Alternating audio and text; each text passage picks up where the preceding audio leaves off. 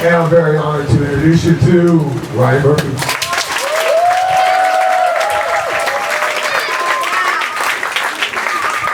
It's awesome to be here. This is my first time at this school. It's an awesome facility.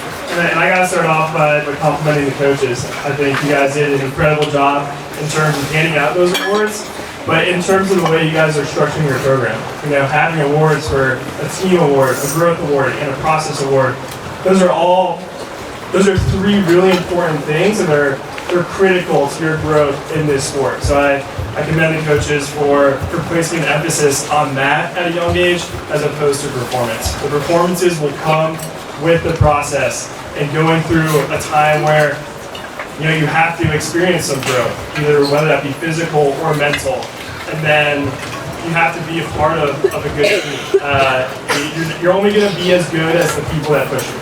And so investing in the team is something that's been super important in my career, and I know will be very important in yours.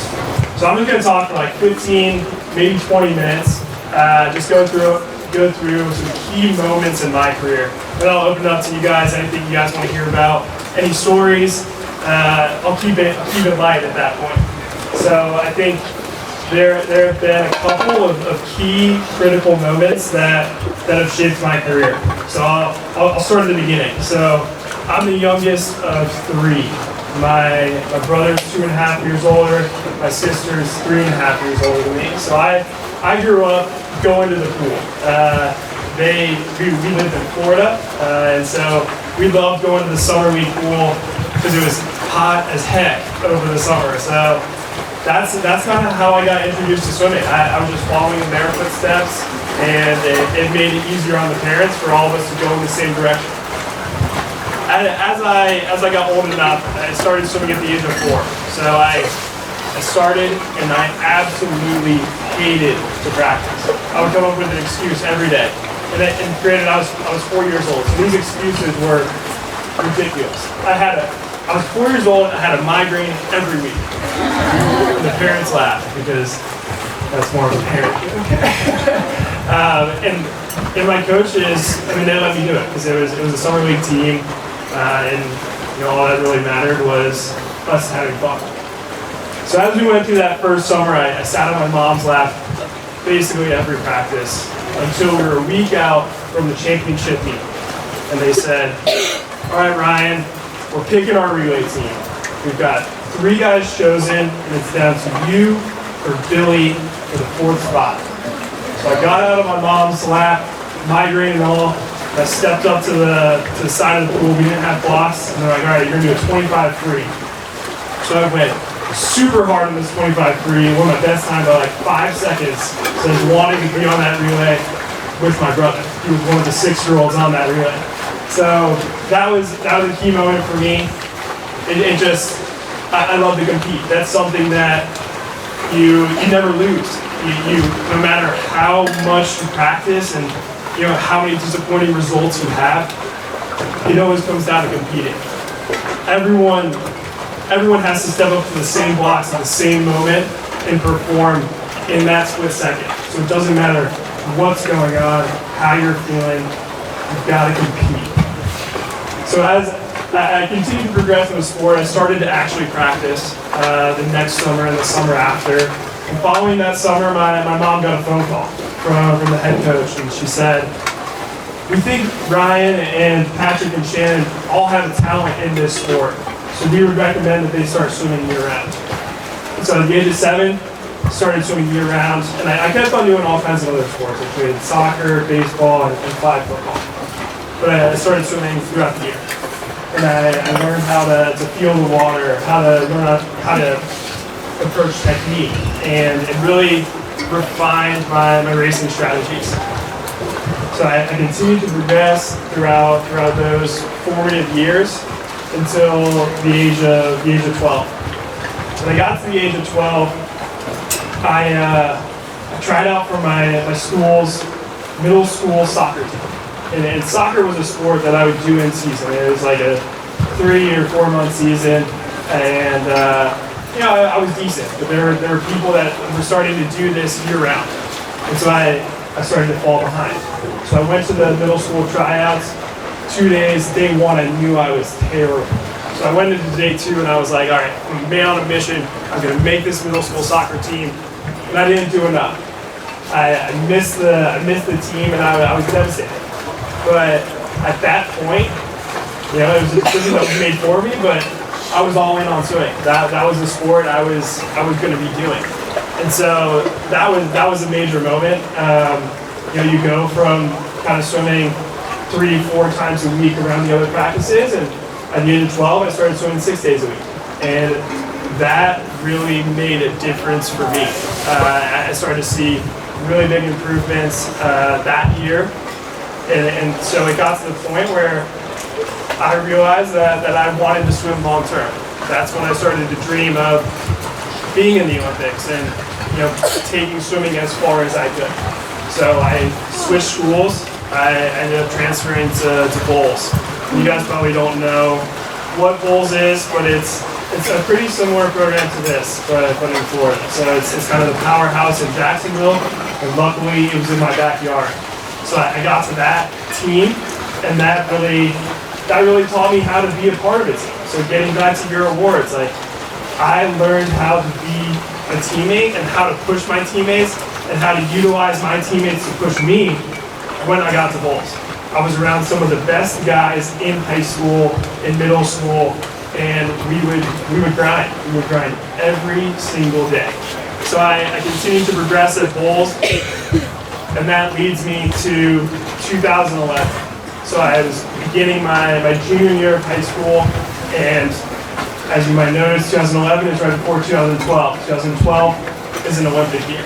So I was going into the season, and you know, I wasn't someone that necessarily had a ton of confidence. I had really good results, but I definitely didn't view myself in like the upper echelon of swimming. You know, I was 15 years old, or I just turned 16 years old.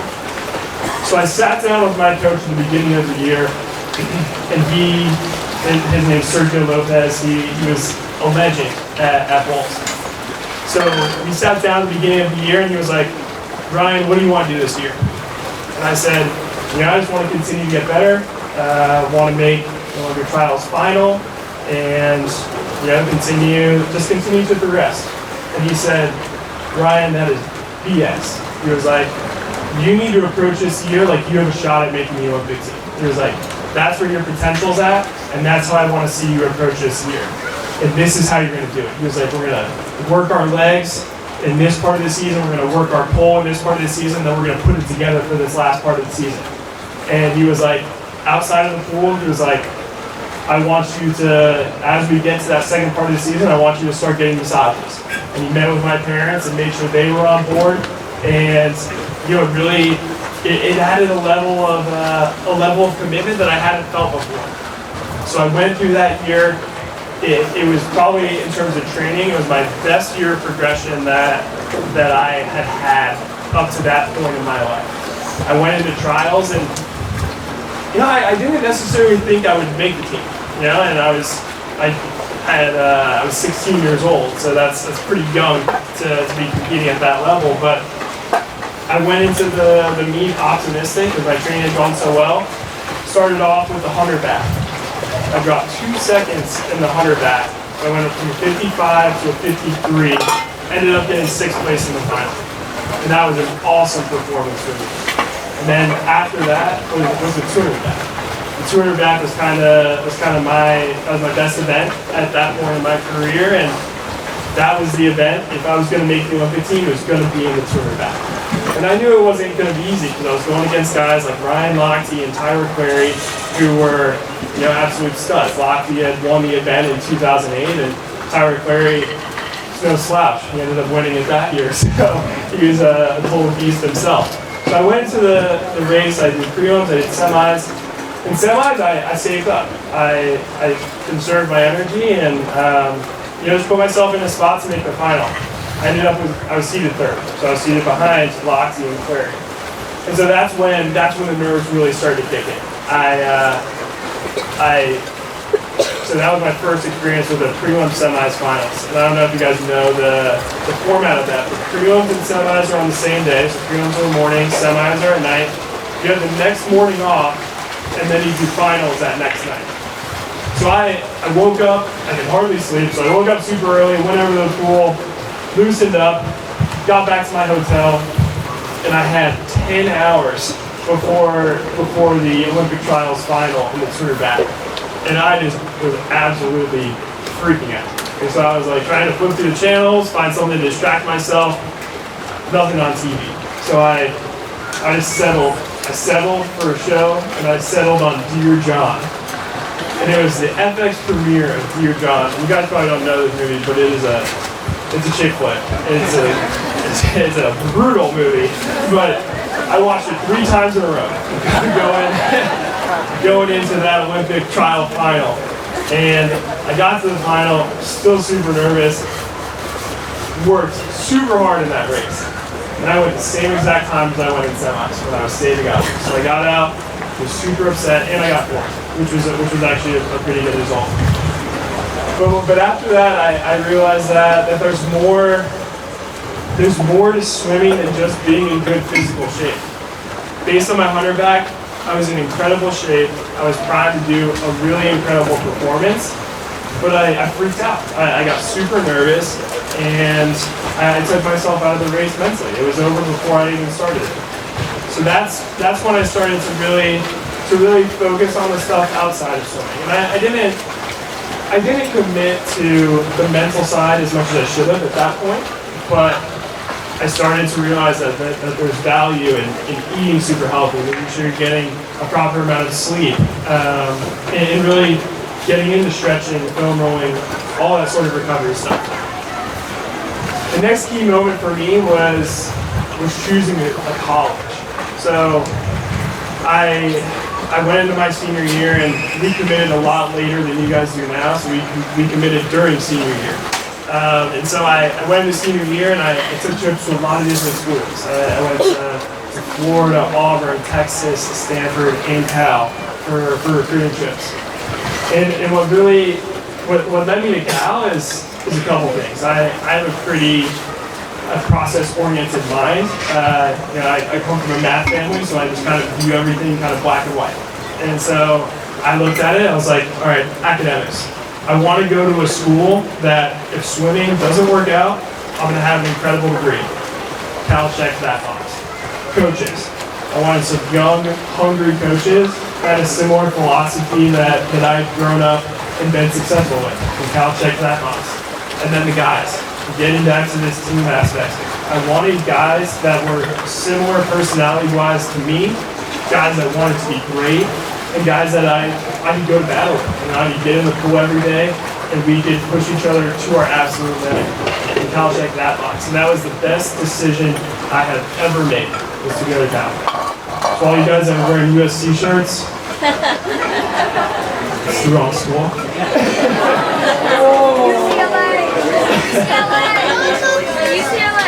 So, sorry, I got on a sidetrack there. But as I went to school, freshman year was a learning experience, sophomore year, and then we got to junior year. Junior year was the Olympic year again. And I knew going into that year, I was like, this is my time to go all in. You know, I'd gone through my first 2 years of Cal, and I knew I could have done some things better in those first few years, and that was fine. You know, it was okay for me to go and have fun with my friends and, you know, not necessarily eat a salad every day and eat ice cream instead. That was okay. But junior year, I was going to do every single thing right. So I really made some investments in myself. So I invested on the mental side. What is it going to take for me to get up against the best guys in the world and not freak out? So for me, that is distracting myself. So throughout the day of an Olympic final, I've got tons of shows that are already downloaded on my computer, stuff I find funny, and I just kind of get lost in that.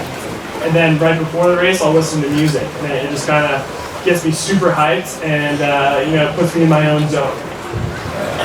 So I started to invest in that, learned about nutrition, and cooked every meal for myself. And in the water, I went into every single practice having a goal. So went into the practice with a goal, did every single stroke, thinking about something within the stroke, and worked with my coaches to figure out what was going to optimize my body to give it the best performance.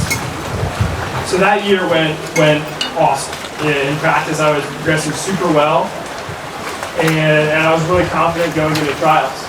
But as you might know, backstroke is absolutely stacked in the U.S. So my first race at trials was the 100 back. Going into the 100 back, the people were talking, and they were like, all right, it's kind of down to 3 guys. 2 people made the team, and there were 3 guys that had a shot of breaking the world record. That's Matt Grievers, who won the 100 back in 2012.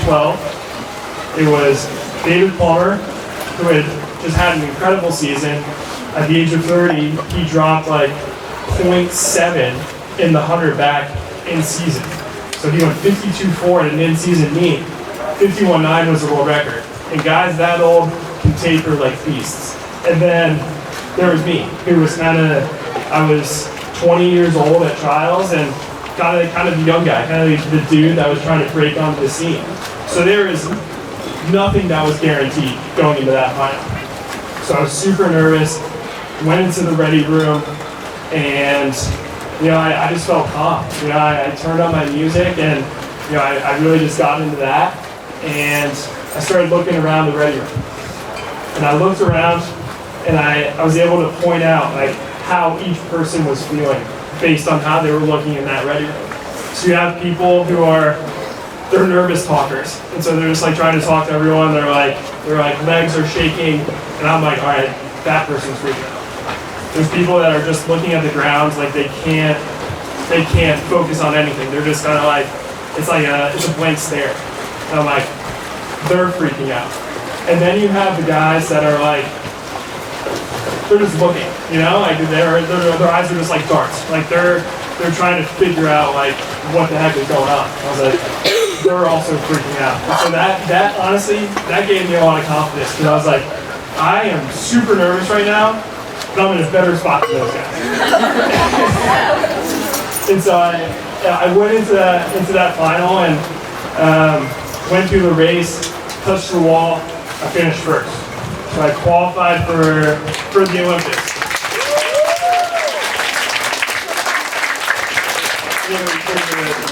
Totally surreal feeling, but it was kind of like I got out of the water and it was on to the next one. So I had the 200 back. That was 2 days later. So I got back in the warm down pool, warmed down. It was probably the longest warm down I have ever done. So I was like, I am going to recover from this race, and I'm on to the 200 back. The 200 back was pretty similar. I went into that race with a lot of confidence, qualified for the team in that race as well. And that moved us on to the Olympics. So the Olympics, biggest stage you can get on swimming.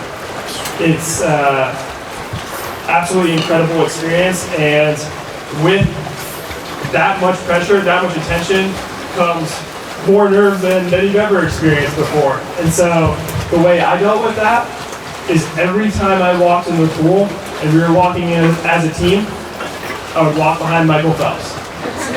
Because no matter who was on the pool deck, whether that is a coach, swimmer, official, IOC rep, everyone stopped what they were doing to look at Phelps. And it took everyone off their game. And so I'm like, you walk behind a guy like that, and he's just like absorbing. He's just like absorbing the pressure, like it doesn't even affect him. And so I'm like, I'm gonna follow that guy. Like that's a guy I want to follow into battle, and I want to, I want to be around that sort of confidence. So that's the way I approached it. And in terms of getting into the water, it was honestly pretty similar to Olympic trials. Like the process I went through was the exact same, like same warm-ups and all of that. In the ready room, I was looking around, same type of people, like some people are just freaking out. And so I did the Olympic final and went through the first 50, and I was in fourth, which is, that's something that's unusual for me. I usually will get out ahead, and if I'm ahead and I finish well, I'll stay ahead. But I'm not usually someone that's going to be cooking you on the back half and let you go on the front half. That's just not my style. So I flipped fourth of the 50, but for some reason, like I felt calm. You know, like I came off the turn and I continued to build into my stroke. And when I hit 75, I had a gear that I had never had at that point in my career. So I was able to pick up the tempo again at the 75 and touch the wall, finished, ended up winning. So I got out.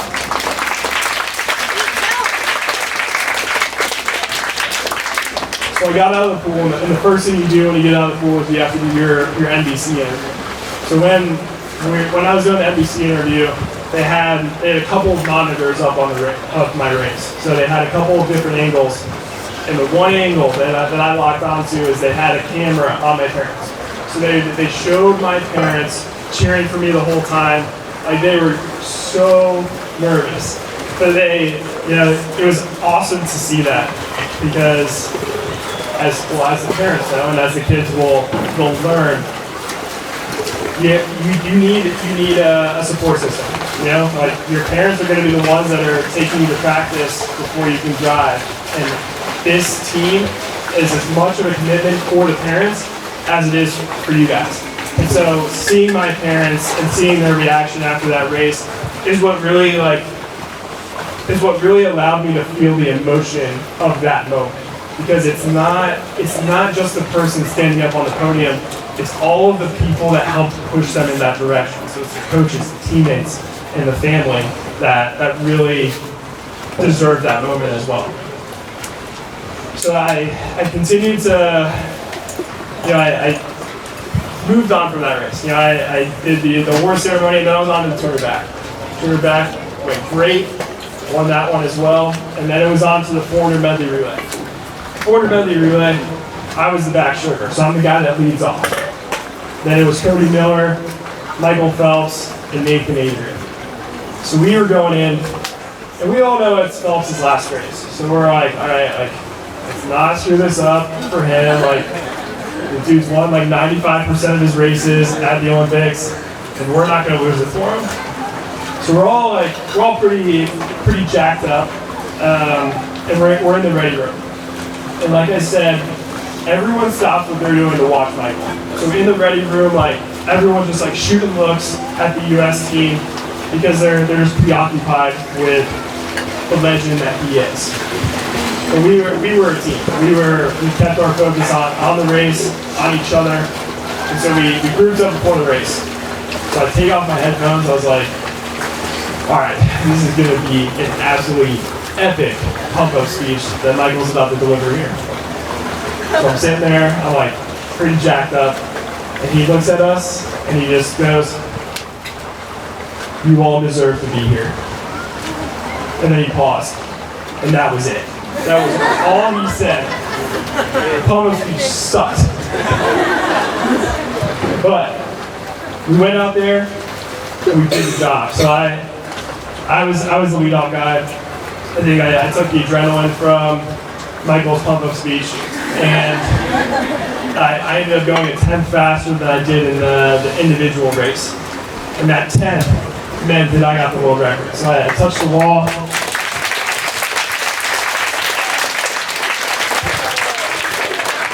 I touched the wall, and the first thing I hear is this like big like woo from Nathan Adrian behind the block. So he was so stoked that I had been able to do that as a part of the team. And I think that goes back to one of the things that was mentioned during your talk. Like, you want to be better on the relays than you are in your individuals. Like, it is so much more powerful to do things as a part of a unit than it is to do it by yourself.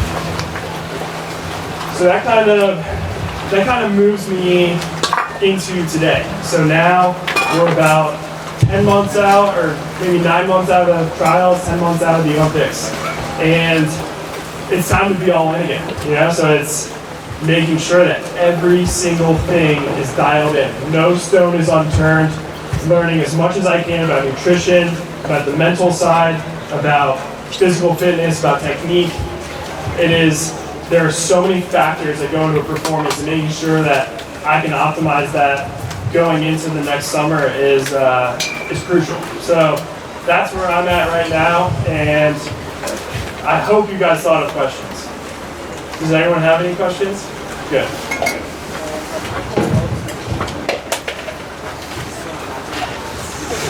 Yeah, he asked if Michael Phelps has given any advice to help me swim faster. I think, I think one thing that Michael's super aware of is he knows his role. You know, like Michael's not my coach. You know, and to be frank, Dave Durden's a better coach than Michael Phelps would be. So he kind of keeps it in terms of more like a personal, like, are you motivated? Like, how are you doing mentally? Those are kind of like the conversations that we have, just making sure that like the grind doesn't stop. Like, no matter what level you've reached, you've got to keep on working. Like, there's always someone that's chasing you, and you should always be chasing someone else. You know, it's an absolute grind to be at the top and stay at the top. And so I think he's more focused on the longevity aspect of my career.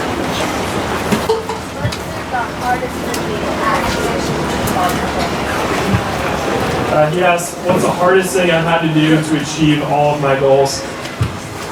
That's a tough one. You know, because obviously the constant is you have to work hard and so that's something that's always going to be hard. I think the hardest thing is honestly the mental side. You know, it's really hard to have one big meet a year at this level, and like you go and you do that meet. Sometimes it's not going to go your way, and then you have to wait an entire other year to get back in the water and have a better performance. So I think that's something that's really hard. Just the length of time between competitions and mentally knowing it's like I'm still good and I'm still improving. So I think that's the hardest thing. Yes, have I ever struggled to trust the process? I think I think the first year in any new program is a little tough. I think it's, there's a lot of changes, there's a different philosophy, but communication is key. So when I switched over to bowls when I was 13, Sergio sat down and kind of took me through what the season would look like. And when I got to Cal, like, Durden writes out every single thing. So if there was something that I questioned, I just have a conversation with him, he would explain it, and 99% of the time, he was right. And so I've been lucky to have really good coaches and I've had a really good track record. That makes it a lot easier to trust the process as well.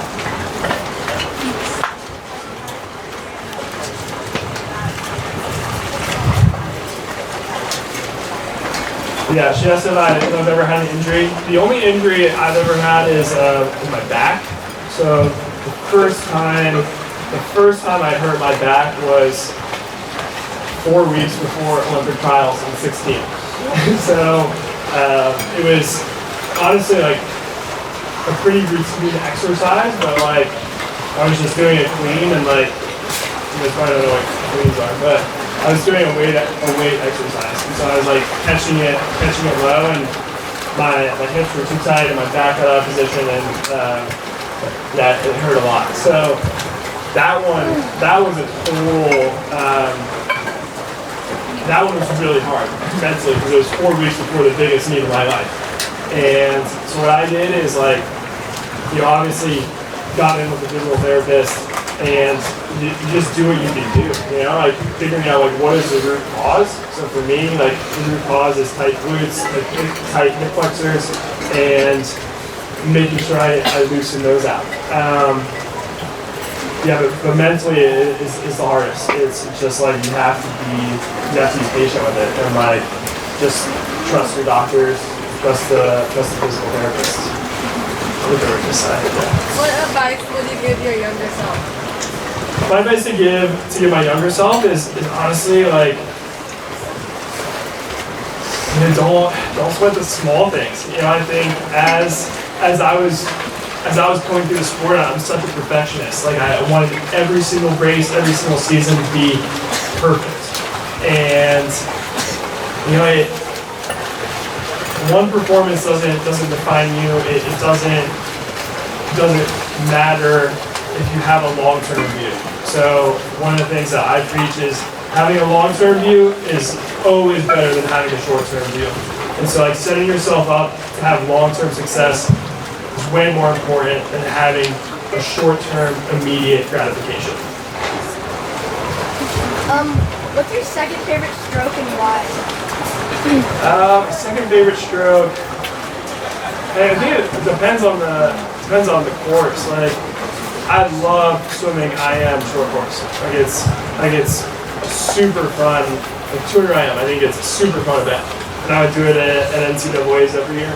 I just think it's fun because it's like you can push your body so hard, but like your muscles don't get that tired because you're always switching strokes. So like I think it's an incredible event to build fitness, and like you gotta be in some pretty sick shape to do that one. I think long course probably freestyle. Like it's hard because at the big meets the freestyle is always conflicted with the backstroke, so I don't really get a chance to taper it. But I think freestyle is something that I enjoy training, and I really wish that it changed the schedule so that I have an opportunity to race it. What are you saying? Yeah, so my siblings still swim. They don't. So my sister stopped swimming after her sophomore year of high school. So she wanted to try other sports, and that's what she did. My brother swam all 4 years of college. He went to Notre Dame, and then he kind of went the normal route where he got a job, and now he's working. He's actually working for USA Swimming. Do you think the Olympic trials is more competitive? Yeah, he asked if Olympic trials is more competitive than the Olympics. I mean, it really depends on the stroke. So the pressure is definitely greater at Olympic trials, for sure. I think in spots it is more competitive. Like for example, that 100 backstroke in 2016 at Olympic trials, that was a really competitive race with some absolute studs of athletes. And so in that case, like probably was more competitive than the Olympic final. But it's pretty like few and far between, I would say. The world's gotten really good. Like there's some absolute beasts around the world now. So there's always competition internationally. Any of the parents have any questions?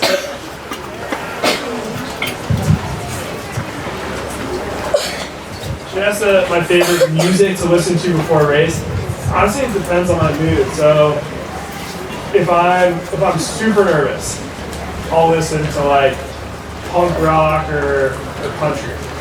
If I'm feeling like a little bit like indifferent about a race, and I'm trying to like get myself super excited, and I like to go into races feeling like more like aggressive, then I'll listen to like heavy metal or heavy rock. And if I'm feeling like the most frequent type of music that I listen to is like house or rap going into a race. Ryan, you talked about taking the count just in case swimming didn't work out.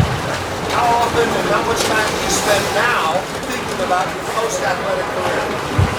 That's a good question. I was actually just talking about that earlier.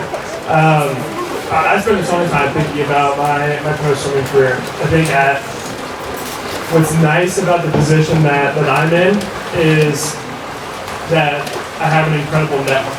I have an incredible network of past Olympians that want to help, alums that want to help, and national team alums at USA Swimming that want to help. And so I have an idea of industry, and I'll just do calls like I like to do networking calls, so I'll call someone like every 3 weeks and just kind of get insight into different industries. So lately I've been on a finance kick, so I've been talking to different people in the finance industry and just making sure that swimming is going to end someday. And I do have to be ready for that and making sure that I don't have a big fall off or a big lull after that. So I'm super motivated for my career outside of swimming as well. So a follow-on to that question, I know having one child together today, one that's in college, the other played college soccer, but decided she wanted to go to med school. Do you know a lot of med school and engineering students that swam at college? Because it is a very difficult thing and some of these really rigorous programs. And do you have advice that it's a shame for athletes to kind of give that up when they choose careers for the long haul that are rigorous? Yeah, so she was talking about specifically med school and if I knew many athletes that went that route. So I think in my time at Cal over those 4 years, I think two of the guys are in med school, another 2 are in dentist school, How about engineering? engineering. I can't say I know at Cal. I mean, there are athletes that do engineering, but those guys are different breed. It also kind of depends on the school. So Cal's engineering is very, very rigorous, but like 90% of the Stanford men's swim team is that's a degree in engineering.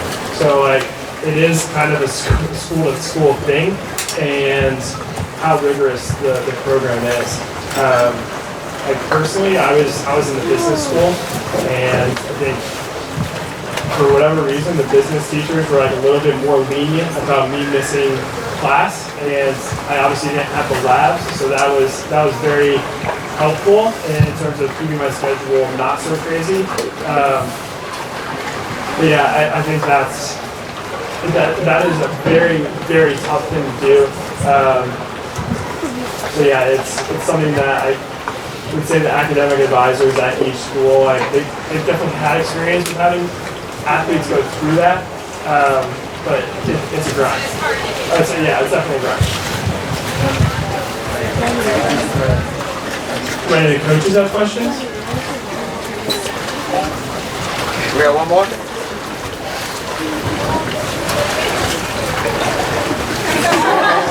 Okay, one of you guys repeat that. Did you take any pre-workout supplements? Do I take any pre-workout supplements?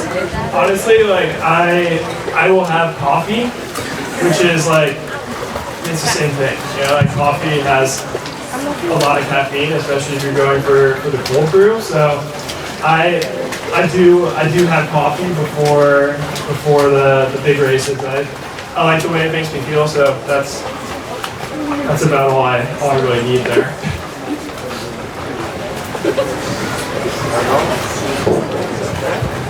All right, sweet. Thank you guys so much for listening.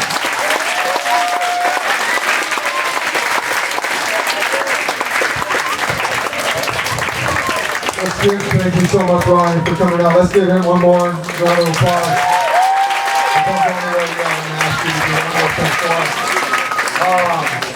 I want to thank all of you for being a part of this team, all of our swimmers, all of our parents, all of our coaches, our triangle that makes this team so strong.